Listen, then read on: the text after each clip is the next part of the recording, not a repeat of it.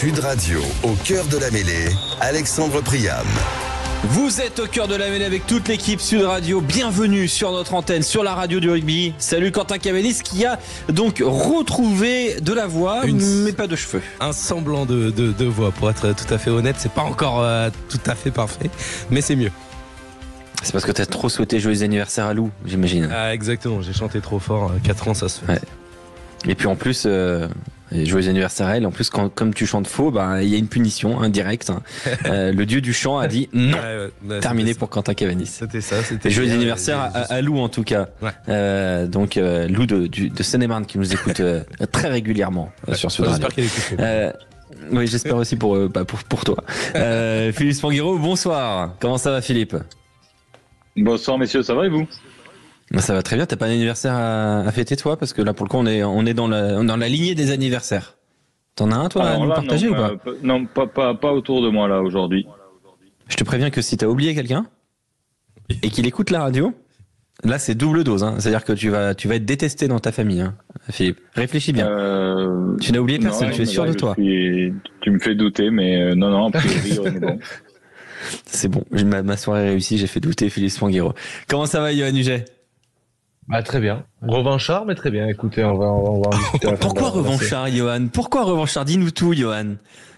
Non, je ne parle pas. J'agis et vous allez voir. Vous allez voir ce que vous allez voir. Restez jusqu'à la fin. C'est une belle ceinture, toi, Philippe. La ceinture de champion. De champion du qui je suis que tu as récupéré hier des mains de Yoann Huget. Mais quelle finale face à François Trio. La ceinture est remise en jeu ce soir. J'ai l'impression que c'était l'équipe de France face à l'Afrique du Sud. C'était pareil, un vol.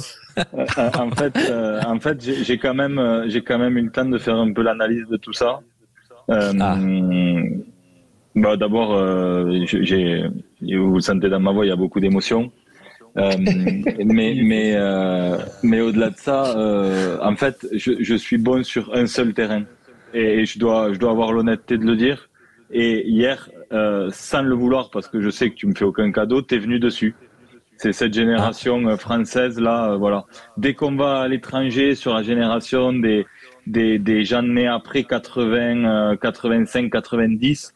Je suis beaucoup moins à l'aise, mais sur le terrain français des années tu sais ce que je vais faire ce 70 soir. À aujourd'hui, je suis quand même dans mon élément, quoi.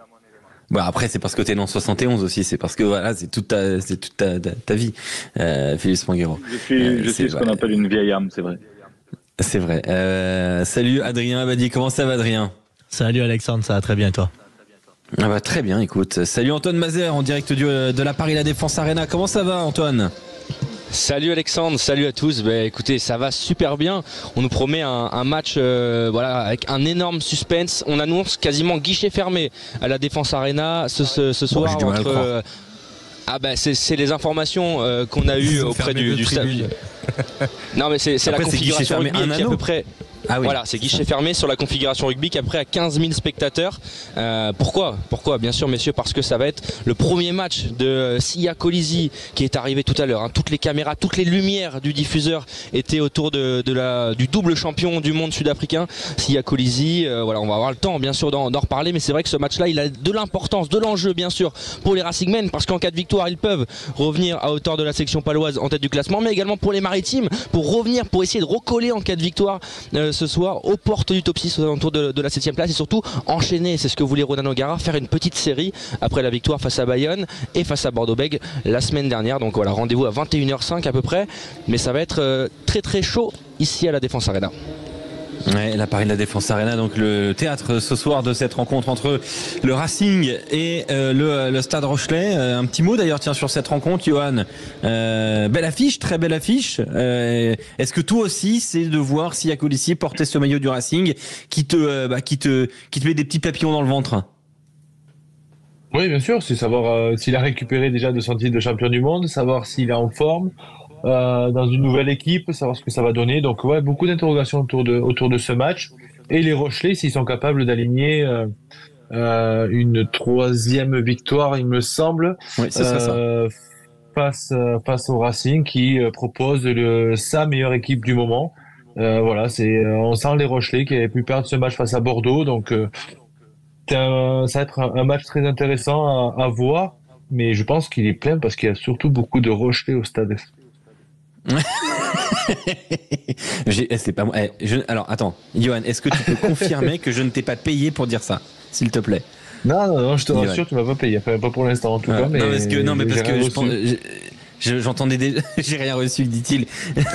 Tu vas m'envoyer ton RIP, c'est ça, Johan? Allez, dans un instant sur Sud Radio, on va parler de la 8e journée de Top 14. Oui, personne ne me demande mon avis à moi. Moi j'ai souri parce que je sais ce qui met des papillons dans le ventre de Johan Huget, et comme ça spontanément j'aurais pas dit Siakoulis. Ce mec est malade. Ce mec, il est dangereux.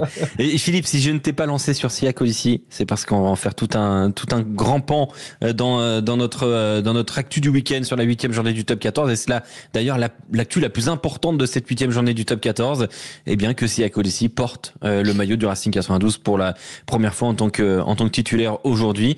Et ça fera partie des questions qu'on va aborder dans un instant sur Sud Radio. Allez sur la page la page Twitter Sud Radio Rugby pour voter. Quelle est pour vous l'actualité du week-end? 4 propositions qu'on vous a concoctées avec Adrien Abadi. Le Top 14, la 8e journée, la première du staff du 15 de France qui s'est réuni. Les nouveaux membres se sont réunis autour de Fabien Galtier. En 3, la Ligue 1 et en 4, la Coupe Davis. Je peux vous dire que le tennis, pour l'instant, n'attire pas les foules. Pourtant, c'est passionnant, mais ça, c'est un peu particulier quand même concernant la Coupe Davis. Ces 4 actus, on va les développer dans un instant sur Sud Radio. À tout de suite. Vous êtes sur Sud Radio, au cœur de la mêlée du rugby, jusqu'à 23h pour clôturer ce magnifique week-end de sport. On est avec Quentin Cabanis, avec Johan Huget, Philippe Spanghiro, vous au 0826 300 300 avec Adrien Abadi, Antoine Mazer en direct de la Paris La Défense Arena. Quentin Cabanis, les actus du week-end dans le monde sportif, les titres. Avec du tennis et de la Coupe Davis, hier l'Italie de Sinner a écarté la Serbie de Djokovic pour rejoindre l'Australie en finale. En Ligue 1, Marseille ne gagne toujours pas, match nul pour les Olympiens hier face à Strasbourg, alors que Nice signe un nouveau succès aujourd'hui et ne compte désormais qu'un point de retard sur le PSG en tête du classement.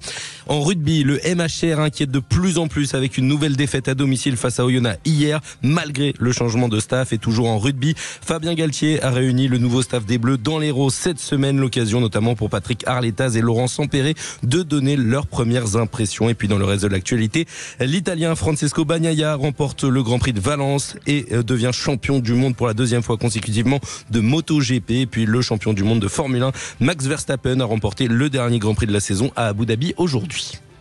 Merci beaucoup Quentin Cabanis, voilà pour les titres de l'actualité. On va tout de suite plonger dans le rugby avec un moment fort commenté hier par Rémi Mességuet. C'est l'essai du bonus du Stade Toulousain. Attention, Thomas Ramos, il est passé. Thomas Ramos, le soutien intérieur de Baptiste Germain qui va aller entre les poteaux. Baptiste Germain, l'essai du bonus pour le Stade Toulousain à 15 secondes de la fin de la rencontre. Thomas Ramos qui perce, plein axe, qui gagne une quarantaine de mètres. Et Baptiste Germain au soutien à l'intérieur dans un style qu'on pourrait appeler le style Dupont, qui va plonger entre les poteaux. Et c'est l'essai du bonus pour les Toulousains. Le stade a tellement rugi que l'on n'a pas entendu la sirène. Ce sera terminé. Ouais, et ça s'est terminé ainsi avec le bonus offensif du Stade Toulousain. Quentin Cabanis, les résultats de la 8e journée du Top 14. Justement, cette victoire toulousaine 31-10 face à Clermont, succès de Toulon face à Castres 41-19. L'UBB a battu l'USAP 46-22, succès de Lyon face à Bayonne 42-29. Oyonnax à l'extérieur s'est imposé face à Montpellier 26-21. Et Pau a battu le Stade Français 30-6. On va revivre un moment fort de cette 8e journée avec notamment un essai oyonnaxien commenté par Adrien Abadi, l'essai de Maxime Salle en faveur des Oyomènes sur la pelouse de Montpellier. Moment fort, réécoutez ce moment du multiplex Sud Radio. Ouais, le nouvel essai pour les Oyomènes, hein, ça enfonce encore un peu plus les Montpelliérains, et c'est un essai signé Maxime Salle suite encore une fois à un coup de pied par-dessus la défense. Ce second rideau qui est définitivement absent du côté de Montpellier, et là on joue au pied mais par-dessus la défense sur les 40 mètres. Maxime Salle qui file tout seul et qui récupère ce ballon en coin. Ça fait maintenant 26 pour Oyonnax, 14 pour Montpellier, 4 essais à 2 et Montpellier qui ne s'en sort pas. Un nouveau staff du côté de Montpellier, Patrice Colazo en coach principal, avec sous ses ordres Christian Labitte, avec Vincent Etcheto, avec Antoine Batut, avec Jérémy Valls toujours, avec Benson Stanley, directeur du rugby Bernard Laporte. Pas d'électrochoc hier. Écoutez, Patrice Colazo, montage Adrien Abadi. C'est qu'il y a urgence, c'est qu'on va à Bayonne dans un contexte qui sera plus que défavorable pour nous. Mais comme je l'ai dit, on compte que sur nous-mêmes et on regarde que nous. Voilà, ce qu'il faut, c'est pas voyager à vide. Ce soir, tout le monde avait envie de gagner, tout le monde s'était préparé pour. Sur 4 points, on n'en prend qu'un. Mais celui qu'on va chercher, je sais qu'il va compter. Je sais qu'il valide aussi un peu les quelques changements qu'il y a eu dans la semaine. Ouais, et Patrice Colazo au micro de nos amis de Canal+. Du coup, on lance les grands paris. Yoann Huget, Philippe Spanghero, Quentin Cavanis. Les grands paris. Le MHR finira-t-il dans le top 6, dans le top 12, barragiste ou relégué? Quentin Cavanis. Top 12. Philippe Spanghero. Top 12. Yoann Huget. Top 12. Donc vous ne croyez pas, déjà vous êtes tous d'accord sur ça, pas de qualification dans le top 6, c'est déjà fini, mais pas de situation alarmante non plus. Il ne faut pas s'alarmer dans l'Hérault, Philippe Spanghero? Si, il faut s'alarmer, il faut se mettre en danger, mais je crois que ils ont compris dans quelle situation ils étaient. On a entendu les mots de Patrice Colazo. Je crois qu'il a raison, le point pris hier est précieux.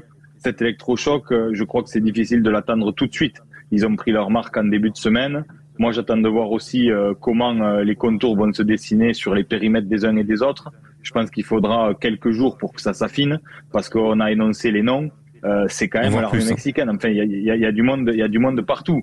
Donc, il faut que tout le monde prenne sa place et que déjà le staff soit ok sur un discours à proposer aux joueurs, parce que clairement, il faut que l'équipe adhère à ce nouveau projet de jeu. Donc, ça va prendre un peu de temps. Montpellier en a pas beaucoup. Par contre, sur le papier, ils doivent pas du tout être à cette place-là, et donc je pense qu'ils vont récupérer des points au fil de l'eau pour sortir de la zone rouge et aller dans le top 12. Mais pour moi, pour le top 6, c'est déjà fini. Pour le top 6, c'est déjà fini. Yoann Huget, on fait une croix là-dessus. Est-ce qu'on fait aussi une croix sur le danger d'une position de 13e? Oui, la croix, ils vont la faire parce qu'ils ont quand même des joueurs de qualité. Ils ont juste en ce moment un peu mal à la tête. J'ai écouté Bernard Laporte qui disait il nous manque de leaders. Des mecs qui prennent les responsabilités, c'est exactement ça. Au moment où ils vont trouver ce genre de leader, et dans ces moments-là, il y a des garçons qui peuvent s'affirmer et se confirmer aussi. Donc, il manque un petit déclic, mais l'écart aujourd'hui, il est trop grand ils sont à 7 points. Le 6e est déjà à 23 points. C'est trop dans ce top 14 qui va très vite. Et voilà, ils vont déjà à Bayonne le week-end prochain. Et Bayonne qui est dans la même situation qu'eux. Ouais, après la vraie question, tu l'as dit plusieurs fois, Yoann, tu l'as relevé plusieurs fois, ce manque de leadership et de caractère à Montpellier. Mais c'est vrai que maintenant que je regarde le calendrier, pour moi, Perpignan est beaucoup moins armé que Montpellier, donc Montpellier doit repasser devant Perpignan. Mais après, quand on regarde juste au-dessus ce qui se passe, il y a Bayonne et La Rochelle. Bon, La Rochelle est pas du tout à sa place, Bayonne non plus à la vue de la saison dernière. Et après, quand on regarde où ça peut craquer, c'est vraiment pas facile, parce que comme ça, spontanément, on dirait Oyo. La défaite de l'ONAF fait très très mal. Voilà pourquoi ma question. Ah non, mais attends, je vais même au-delà de ça, les gars. Montpellier a perdu face à ses deux concurrents pour le maintien actuellement, qui sont Oyonnax et Perpignan. Ils ont perdu face aux deux, donc sur les points terrain en cas d'égalité, pour l'instant, ils sont derrière. Il faut quand même bien le préciser. C'est ce qui fait. Moi, l'équipe qui m'inquiète le plus au jour d'aujourd'hui, c'est pas Montpellier, c'est Bayonne. Bayonne qui vont jouer à la Coupe d'Europe. Ils n'ont pas une profondeur d'effectifs non plus énorme. Et le mois de janvier, il va être dur à passer pour cette équipe-là. Enfin, je pense. Quand on voit que Camille Lopez enchaîne les matchs, il joue à l'extérieur, il a encore joué à Lyon ce week-end.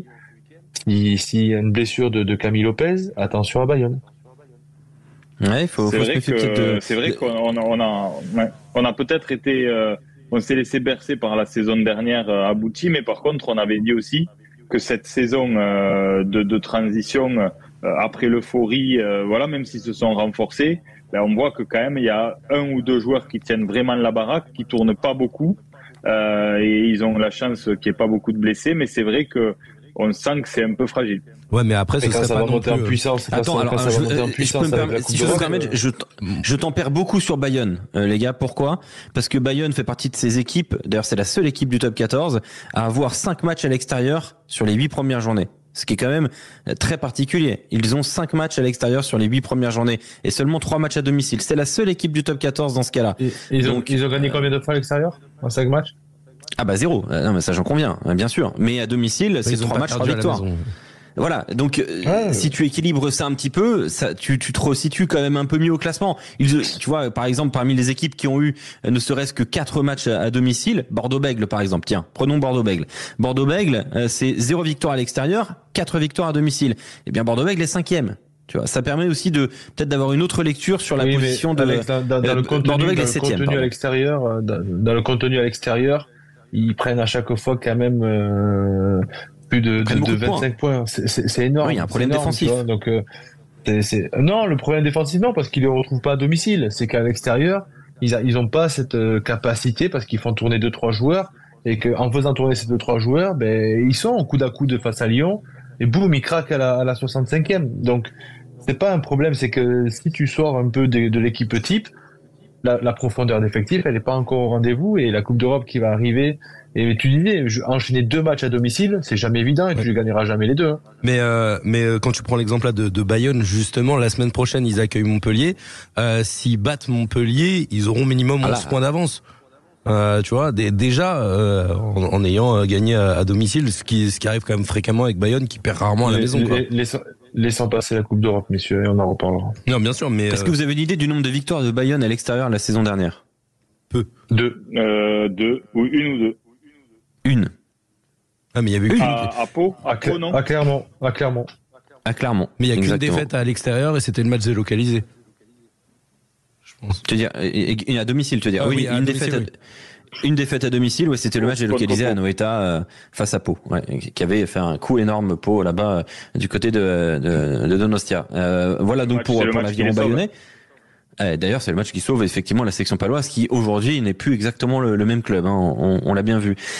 Parmi les temps forts aussi de cette journée, de cette 8e journée du top 14, c'est l'UBB. L'UBB, exceptionnel en première période, inquiétante en seconde période, revivait un des moments forts. Et en plus, pour la petite blague, on a réussi à trouver un essai qui n'a pas été marqué par Damien Penaud. On voit cette équipe de l'Union Bordeaux très agressive, très offensive. Attention avec Moefana qui est passé. Moefana peut-être le deuxième essai qui donne ce ballon à Romain Buros.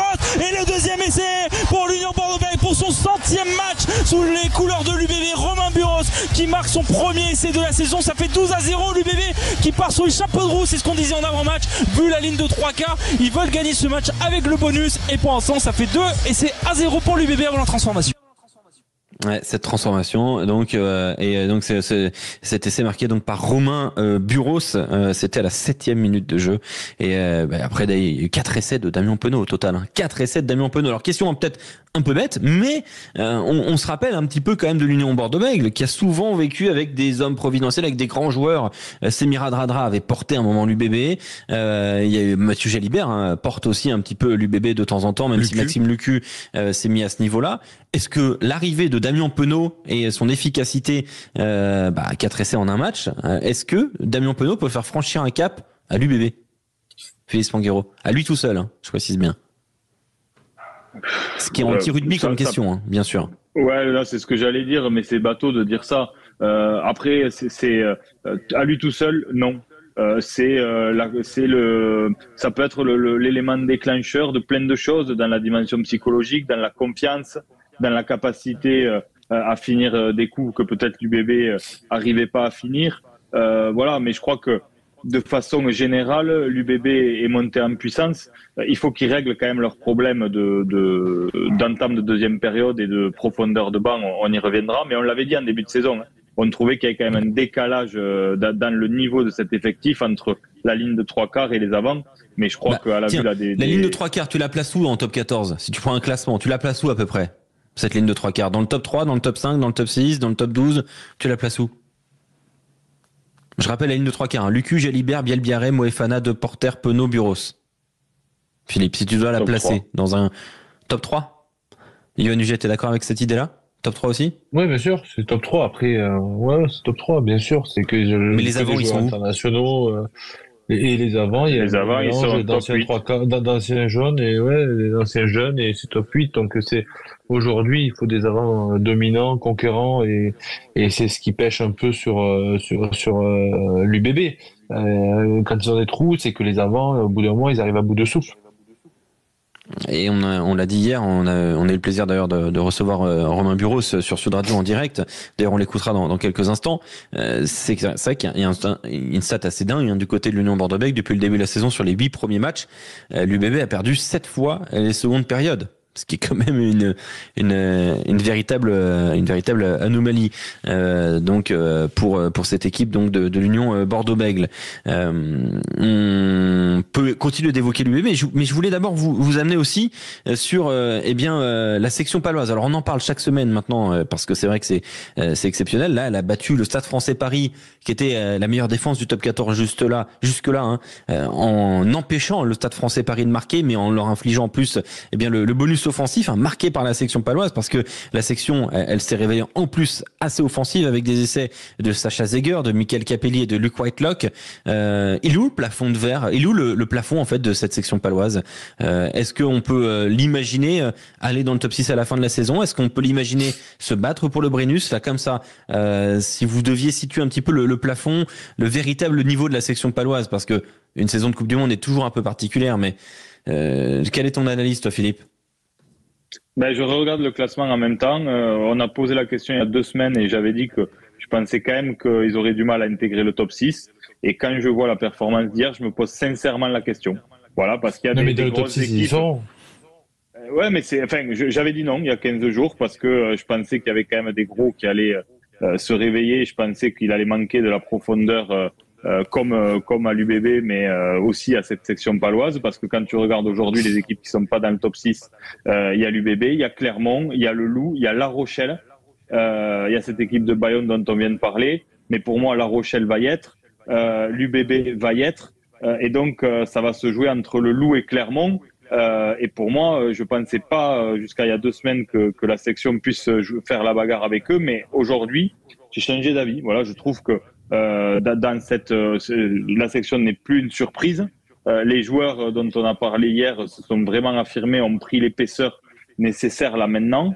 Et je trouve qu'il y a cette homogénéité, il y a ce caractère, il y a des vrais leaders qui manquent à d'autres grosses écuries. Donc pour moi, ils ont vraiment les armes. Donc pour le top 6, après le plafond de verre, il sera là. Mais c'est déjà énorme. Top 6 pour la section paloise. Yoann Huget, je te sens en désaccord avec Philippe. Non, pas du tout. Non, mais ils vont être dans le top 6 si.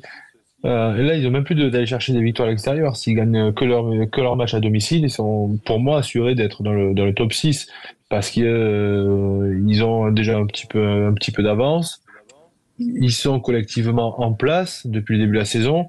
Ils ont une confiance en eux et en leur plan de jeu qui est là. Donc, ils vont pas avoir de remise en question. Ils jouent pas la Coupe d'Europe, donc ils vont pouvoir faire reposer leur effectif. Ils ont tous les voyants en ce moment qui sont ouverts pour eux et c'est sûr pour moi. Alors je vais pondérer un peu. Là où Bayonne a fait 3 matchs à domicile et 5 à l'extérieur, la section paloise a fait 5 matchs à domicile et 3 à l'extérieur. C'est le seul club de top 14 à avoir 5 matchs à domicile, la section paloise. Et ils en ont gagné. Est-ce que c'est de là à tromper un petit peu notre regard? 5 victoires. Un match à l'extérieur pour l'instant. Et ils ont 22 points sur 25 possibles à domicile, ce qui est déjà ils auraient pu gagner à l'extérieur. Et à l'extérieur, c'est une victoire de défaite avec un différentiel de moins 5 seulement. 78 points marqués, 83 pris. Le souci, oui, comptablement, ils sont devant, ils sont premiers, mais c'est le contenu qu'il faut regarder aussi. Et le contenu, quand on dit ils ont failli gagner à l'extérieur, c'est parce qu'il y a du contenu, c'est une équipe qui essaie de s'imposer.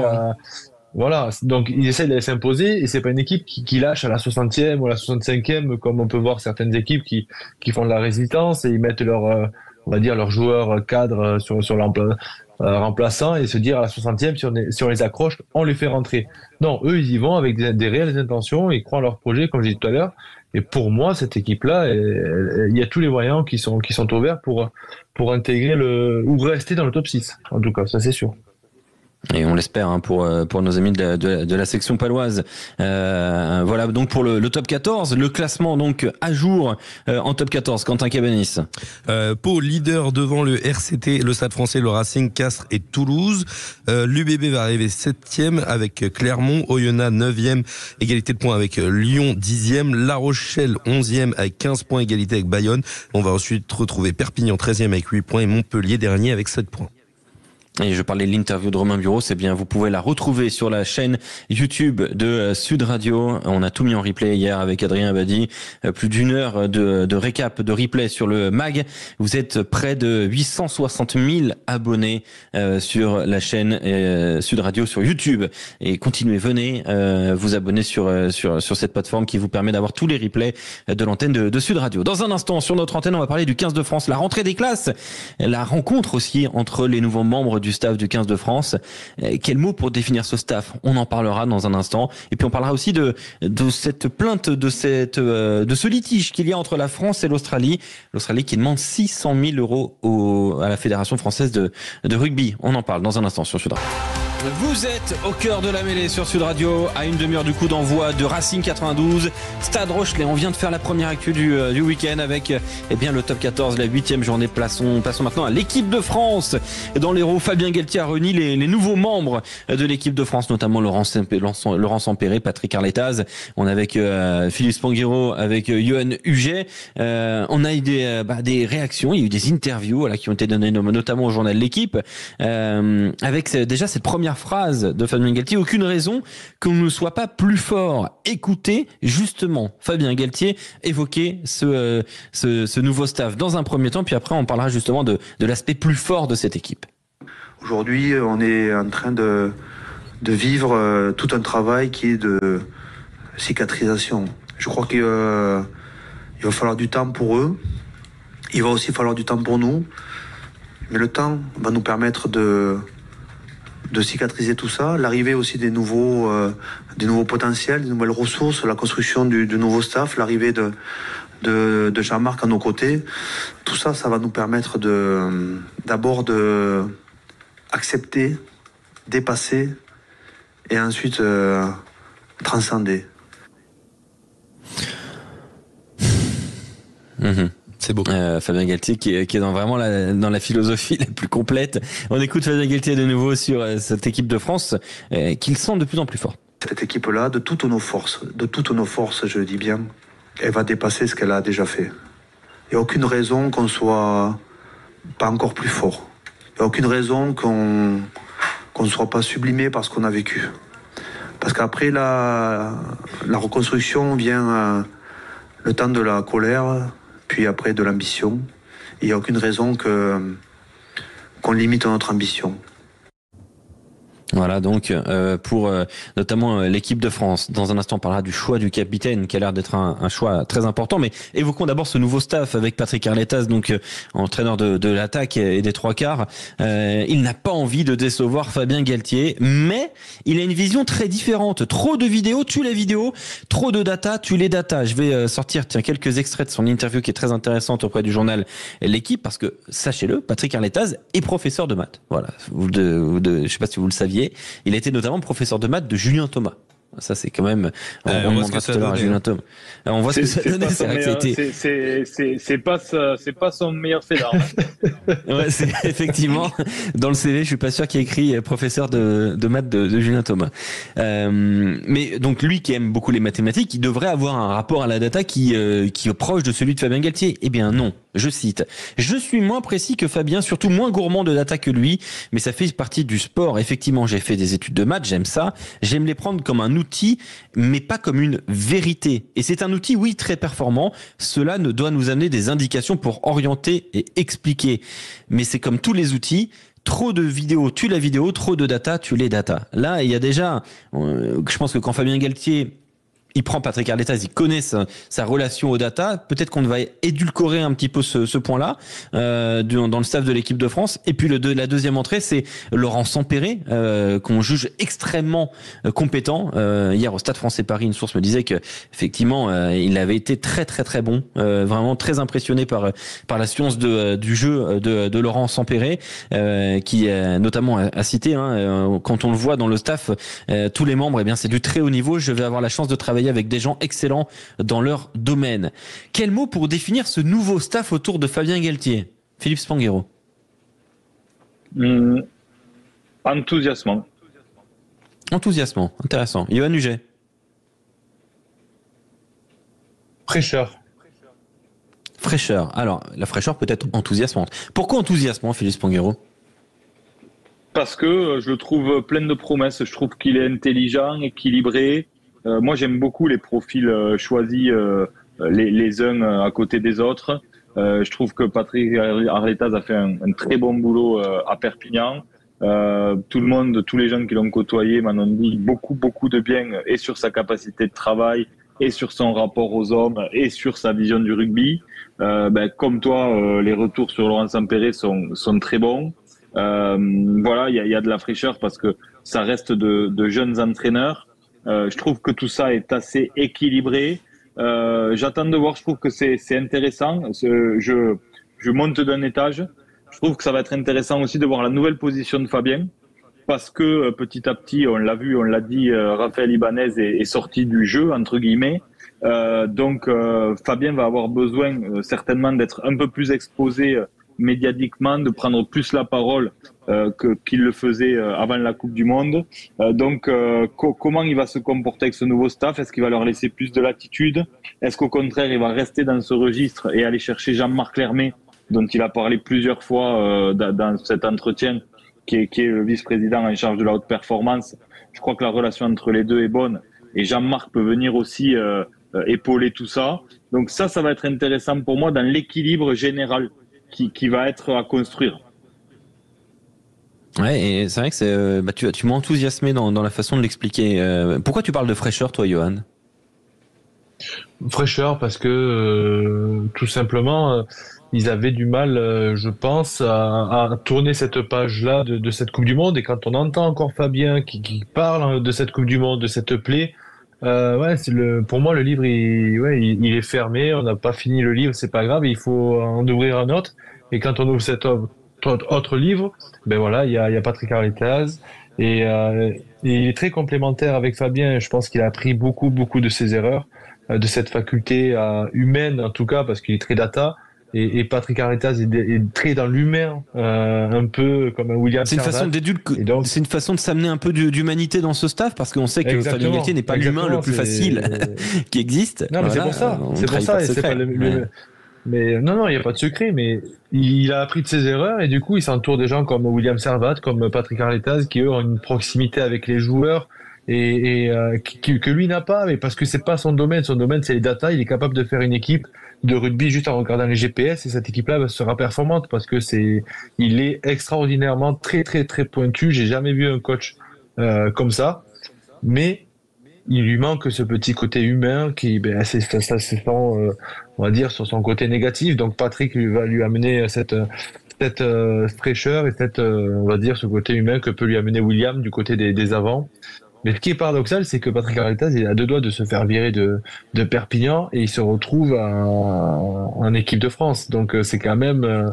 Mais probablement d'ailleurs à Perpignan, ce qui avait posé problème, c'est qu'il avait gardé en fait ses principes de jeu très ouverts, très offensifs, en dépit de parfois, les résultats qui étaient parfois c'était trop audacieux, parfois ça pouvait poser problème dans les matchs coup près. Et c'est d'ailleurs un peu ce qu'on avait reproché à Patrick Arletaz. Mais non, mais je sais bien, mais c'est ce qu'il fait. Je sais que c'est ce qu'il fait, mais je sens qu'il a un caractère. Dans la presse, il va se faire attaquer pour son jeu. Il va se faire attaquer quand on joue en équipe de France. On est 2 fois plus médiatisé. On est scruté de tout. Donc si il a ce côté un peu sanguin comme on a pu le voir à Perpignan, il faut pas non plus qu'il se mette la presse à dos. Et je sais qu'il est relativement intelligent, avec beaucoup d'expérience. Et pour revenir à Jean-Marc Lermé, je pense que je pense qu'on lui a mis quelqu'un à Fabien pour avoir un retour de ce qui se passait aussi dans le staff. Est-ce que c'est Fabien qui a choisi Jean-Marc? Je suis pas sûr.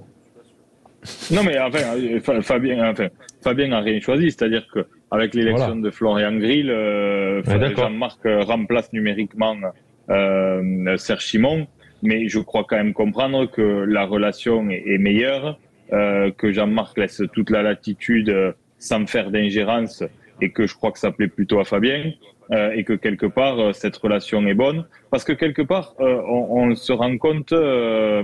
Oui, mais on sait tous qu'il y a eu des problèmes quand même pendant la Coupe du Monde dans le staff, enfin des problèmes. Il y a eu des écarts de vision. Voilà. Ouais. Mais c'est pour ça qu'il était temps. Raphaël Ibanez en faisait partie. A priori, oui. A priori, mais c'est vrai que c'est toi qui as la fédération, Philippe. Tu pourrais nous en dire un peu plus. Moi, Philippe, quand même un peu là. Fais un effort, bordel. Je répète, on est entre nous, c'est la famille. Bien sûr, c'est en off, Philippe. Non, là, je sais pas, je peux pas en dire plus, mais en tous les cas, par contre, je rebondis sur. T'es dans ton bureau à Marcoussis ou quoi, là, Philippe, là? Je vois, t'as une belle chaise. Non, pas du tout, j'ai pas de bureau à Marcoussis. Et non, je rebondis plus sérieusement sur un mot qu'emploie souvent Fabien et qui m'interpelle, c'est cette notion de colère. Pour moi, il y a pas de colère. La colère, elle vient quand il y a injustice. Il n'y a pas injustice. À autre chose. Il n'y a pas injustice, il n'y a pas de colère, il y a une source de motivation décuplée. Mais je pense que les mots sont importants et aller chercher la colère chez les joueurs, c'est pas un truc qui marche dans la durée. C'est un truc de one shot. Et je suis surpris qu'il emploie toujours ce terme, lui qui maîtrise quand même la com, parce que pour moi, c'est peut-être en colère envers lui-même.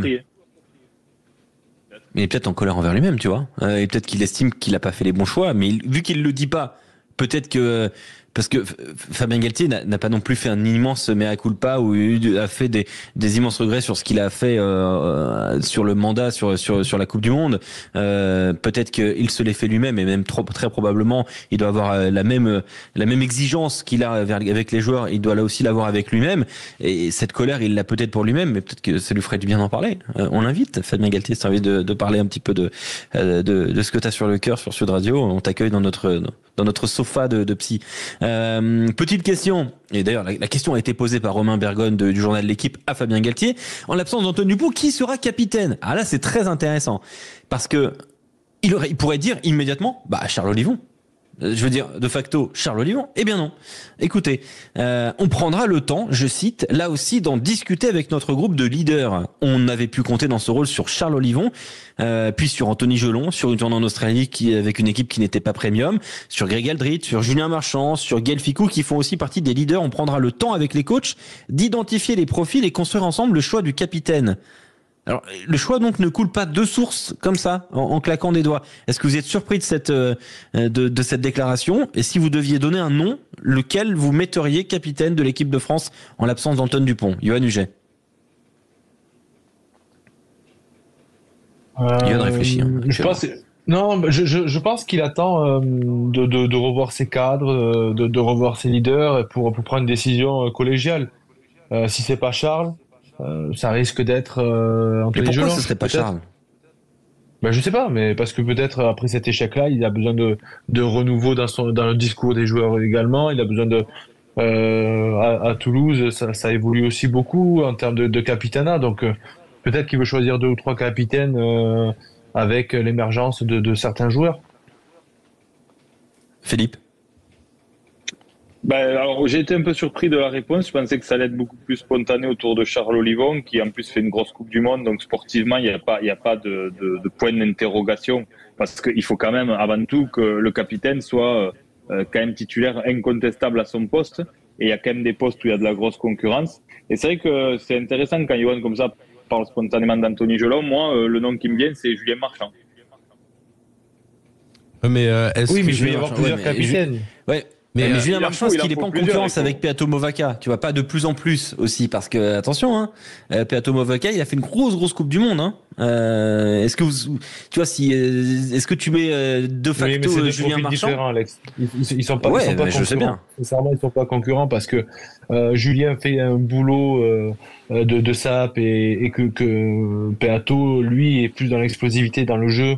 Voilà, c'est comme Aldeguerri et Winnie Antonio sur la mêlée. Ils ont le même point fort, mais après dans le jeu, ils proposent 2 jeux différents. Ouais, effectivement, c'est vrai qu'ils sont extrêmement différents en termes de profil. Et puis un dernier mot, alors là pour le coup, je m'adresse à toi, Philippe. On apprend aujourd'hui que l'Australie réclame toujours 600 000 € à la Fédération française de rugby. Est-ce que tu as une idée des discussions? Qu'est-ce que tu peux nous dire sur ce point-là? Parce que ça part d'un litige. Il va faire le chèque. Ça part d'un litige avec l'équipe à l'époque de Bernard Laporte. Non, mais là, le sujet est complètement lunaire et il faut que ça s'arrête vite parce que c'est insupportable. D'abord, les échelles financières dont on parle sont complètement lunaires. Il faut quand même se le dire et le savoir. Les plus grosses sommes dont on a pu parler au niveau mondial parce que historiquement, qu'est-ce qui se passe? C'est des accords entre fédérations. On se dit, je viens chez toi l'été, tu viens chez moi en automne. Donc personne ne se doit rien. Les accords, c'est que la fédération qui reçoit doit prendre en charge les frais à partir du moment où la fédération accueillie pose le pied sur ton sol. Donc il y a un cahier des charges, des vols en business, forcément pour que les joueurs voyagent dans de bonnes conditions, des bons hôtels. Donc ça coûte déjà assez cher comme ça.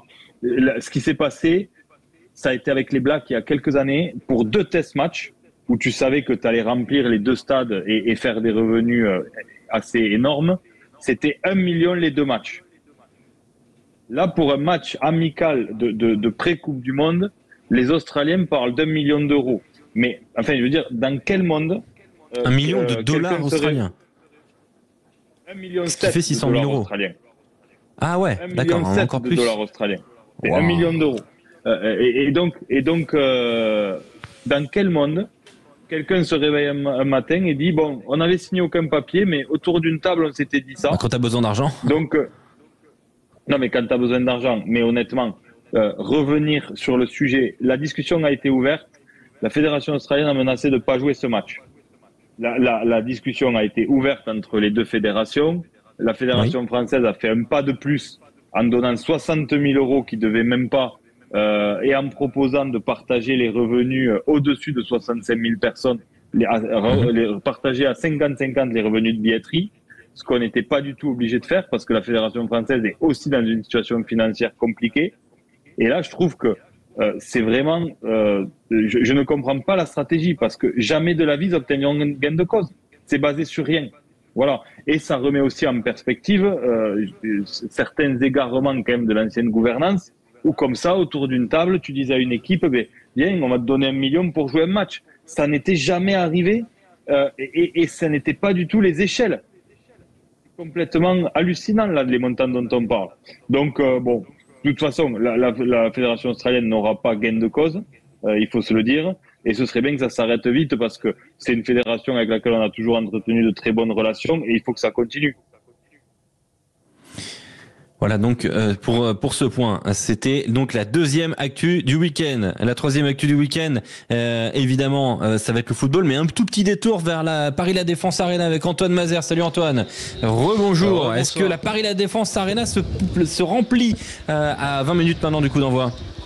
Oui, alors il reste encore pas mal de places dans ce premier pourtour, on va dire, de la Défense Arena qui fait 15 000 places. Tout à l'heure, on nous l'annonçait, la communication en tout cas du Racing 92 annonçait qu'on serait presque à guichet fermé, en tout cas au niveau des invitations, pas d'anniversaire du côté de Paris La Défense Arena, mais beaucoup de gens qui ont été invités pour voir, en parlera, mais bien sûr Sia Colisi, le capitaine et double champion du monde sud-africain qui fait son premier match en top 14 et son premier match sous les couleurs du Racing 92. Il sera titulaire en 3e ligne de cette équipe du Racing 92, mais comme le disait très justement Yoann Hugier, on ne peut pas le contredire là-dessus, il y a beaucoup de jaunes dans cette Paris La Défense Arena, beaucoup de jaunes et noirs, des bannières à Rochelet qui ont fait le déplacement. On a vu le jaune arriver.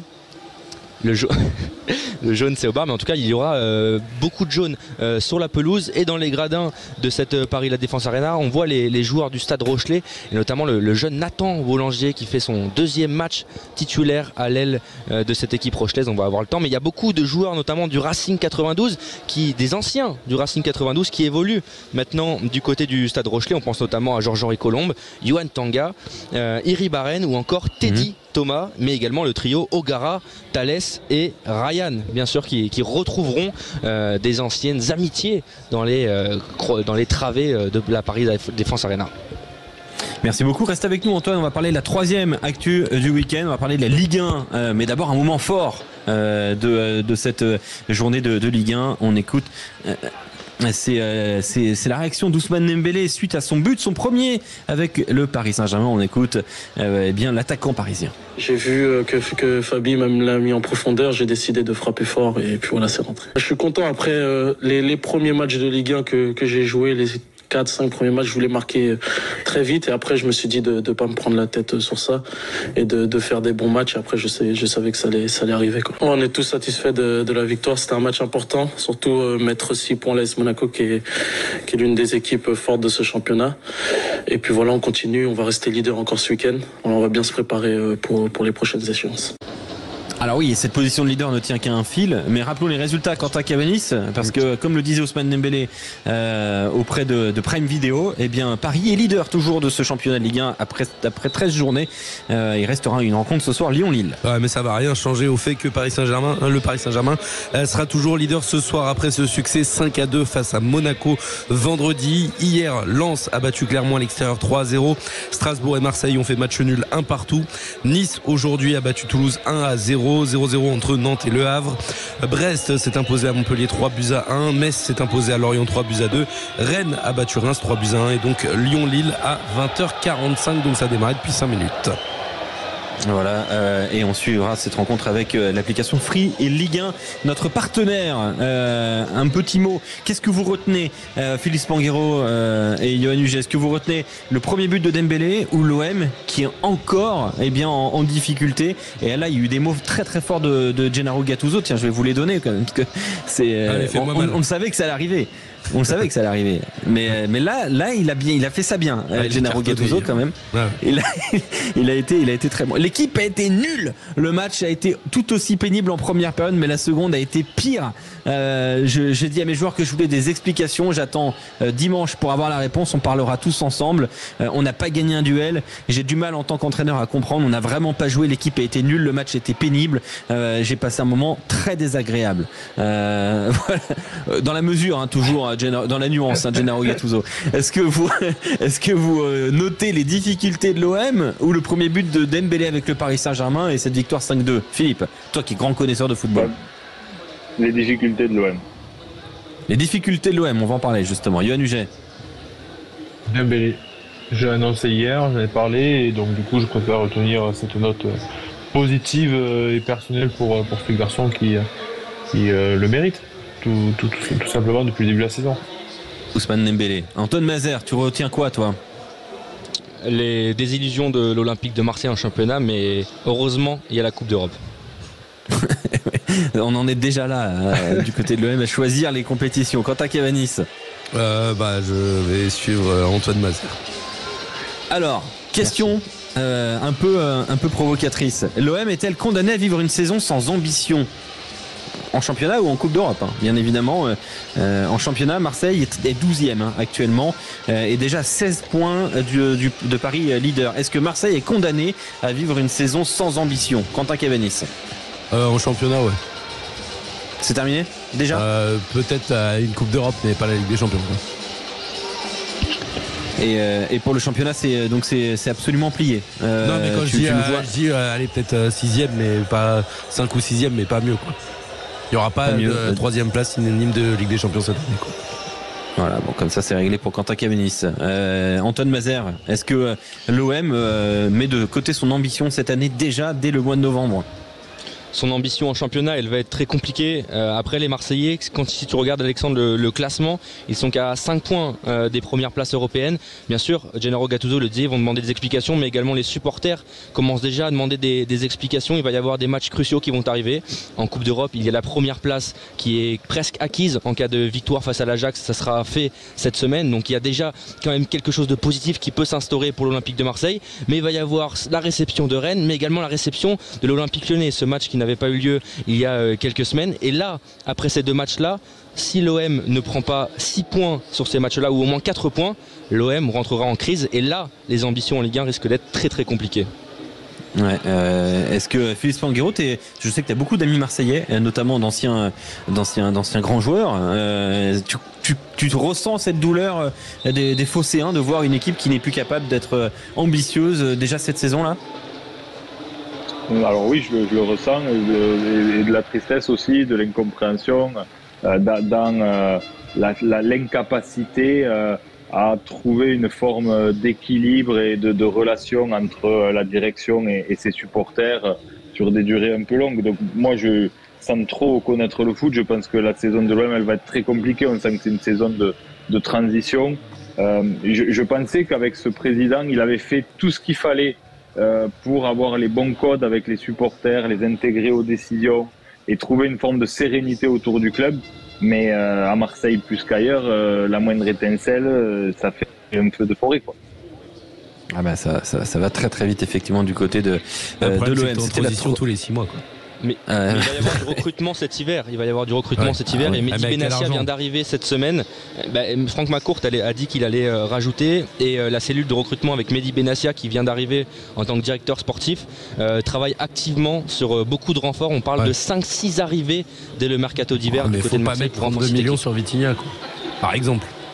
Quentin Cavanis, il a les boules de Victor Vitinha, il en peut plus. Quentin Cavanis, et en plus il aimerait bien voir son pote Aubameyang titulaire. Mais ça, marquer des buts surtout. Envoie-lui un texto, c'est plus facile. Allez, 4e actu, c'est du tennis. Et la victoire en Coupe Davis pour l'Italie avec un immense Yannick Sinner. Il a terrassé Djokovic à 2 reprises en simple et en double en demi-finale. Et en finale, il avait un match à jouer face à Alex de Minaur, qui est un sacré joueur de tennis. Il lui a mis 6-3, 6-0. Incroyable fin de saison de la part de Yannick Sinner. D'ailleurs, l'équipe italienne, je vous le donne en 1000, qui est donc championne de cette Coupe Davis pour la première fois depuis 1976. Les années de naissance, Yannick Sinner 2001, Lorenzo Musetti 2002, Matteo Arnaldi 2001. Voilà les 3 joueurs qui ont le plus joué. Ils sont tous nés après 2000 quand même. La question, c'est que fait Antoine Mazère? Que fait Antoine Mazère? C'est vrai, c'est la même génération. Antoine Mazère, qu'est-ce que tu fous? Je les commente. Qu'est-ce que tu fais, Antoine? Je les admire. On prend de la hauteur. Non, c'est admirable. Comme tu le disais, depuis 47 ans, les Italiens ont une génération incroyable. On aimerait que nos Français, nous justement, puissent pousser avec la DTN, la Fédération française de tennis, arriver à sortir des pépites comme ça. Mais malheureusement, ça ne le veut pas, en tout cas en France. On verra sur l'année prochaine, sur la prochaine Coupe Davis. Le premier tour est abordable, en tout cas pour les Français. Voilà, c'était donc les 4 actus du week-end. Le top 14 de la 8e journée, le nouveau staff de l'équipe de France rassemblé, la 2e actu, le 3e c'était la Ligue 1, 4e la Coupe Davis. Tour de table extrêmement rapide, quelle était pour vous l'actu du week-end, Quentin Cavanis? Le top 14. Yoann Huget. La F1. Oh non. La F1. Ah non, t'as pas le droit. Ça valait rien la victoire de Verstappen à Abu Dhabi. Philippe Spanghero. Le nouveau staff du 15 de France. Le nouveau staff du 15 de France, Antoine Mazère. Le nouveau staff du 15 de France également. Et le nouveau staff du 15 de France également. Bonsoir Julien Thomas. Bonsoir les copains, bonsoir à toutes et à tous. Salut Julien. Tu arrives pour le qui je suis, jingle. Ah bien sûr. Sud Radio, au cœur de la mêlée. Alors, puisqu'on ne se connaît pas, présentez-vous. Présentez-vous. Les gars, qui je suis? C'est moi.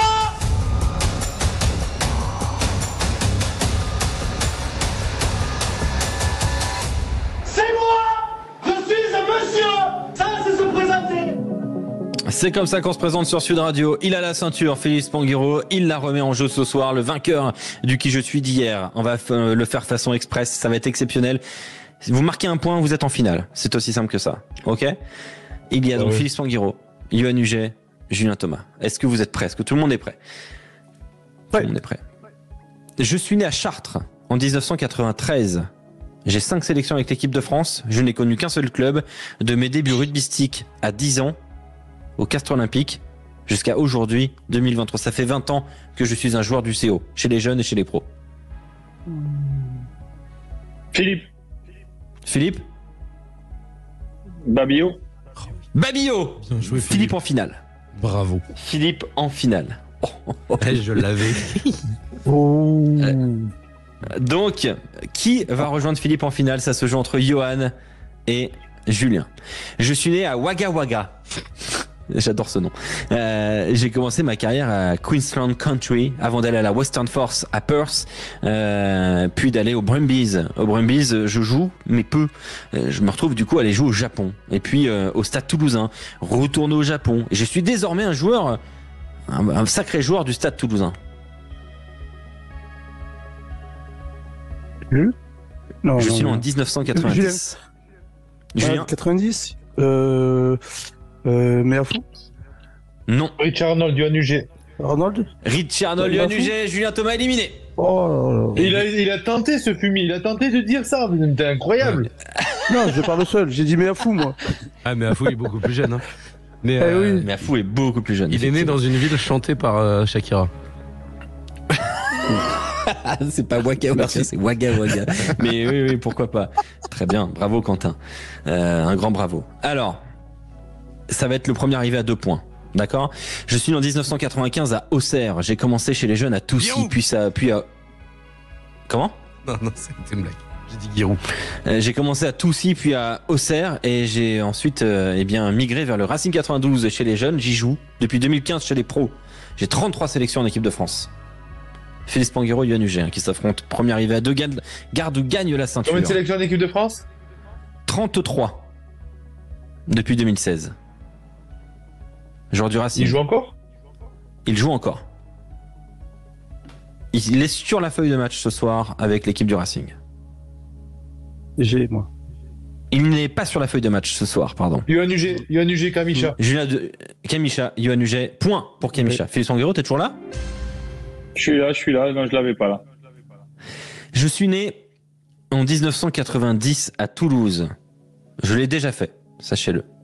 On va voir si vous êtes bon. J'ai commencé d'ailleurs chez les jeunes à Toulouse avant d'aller à Tarbes en 2011-2014, le Tarbes Pyrénées Rugby. Et puis je vais ensuite à Montpellier 2014-2015. Yoann Huget, Teddy Ribaren. Teddy Ribaren, victoire de Yoann Huget, qui récupère la ceinture. La ceinture merci, de qui Philippe. Je suis. En éclatant. En éclatant. Là, j'ai pas existé. Honnêtement, belle victoire. Non, mais le niveau est très très élevé. Ouais, bravo Yoann. Pas très bon. Ton pronostic, Yoann. Racing, La Rochelle.